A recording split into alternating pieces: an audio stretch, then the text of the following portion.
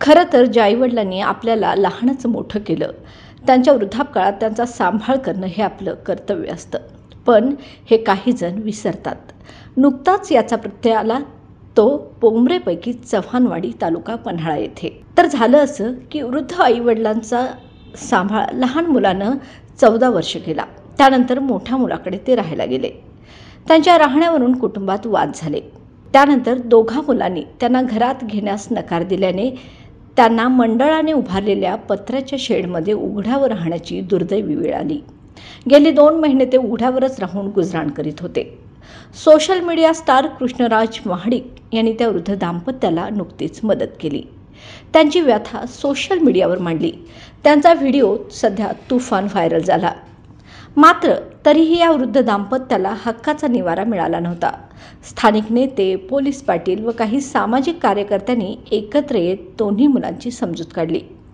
त्यानंतर त्यांच्या लहान मुलाने त्यांना परत स्वतःच्या घरी नेण्यास सहमती दर्शवली. अखेर या वृद्ध दाम्पत्याची फरफट थांबली.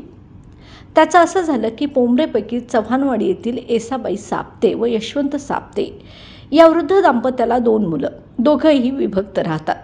गेली 14 वर्ष लहान मुलाने त्यांचा सांभाळ केला. आता मोठ्या मुलाची जबाबदारी होती. म्हणून काही महिन्यांपूर्वी मोठ्या मुलाकडे हे वृद्ध दाम्पत्य राहायला आलं होतं. तिथे त्यांच्या राहण्यावरून वाद झाला. दोघा भावामध्येही तू मै झालं. दोघांनीही एकमेकाकडे बोट दाखवलं. घराऐवजी या वृद्ध दाम्पत्याला सार्वजनिक मंडळाने गलीच्या कोपऱ्यावर उभारलेल्या शेडमध्ये राहायची दुर्दैवी वेळ आणली.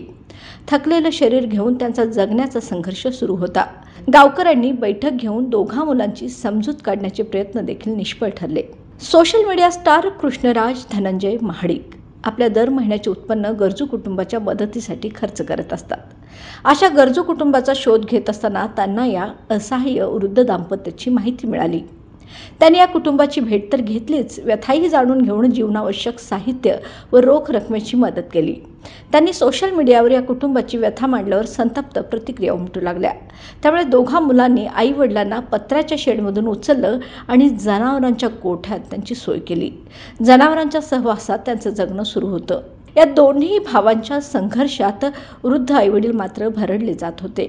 अखेर स्थानिक नेते सत्तू सापते, नरसू जोशी, पोलीस पाटील भीमराव कांबळे शेवटी लहान मुलानंच पुन्हा मोठेपणा दाखवत आई वडिलांना स्वतःच्या घरी नेलं आणि पुन्हा एकदा निवारा मिळाल्यानं वृद्ध दाम्पत्याच्या जगण्याला नवं बळ मिळालं आहे.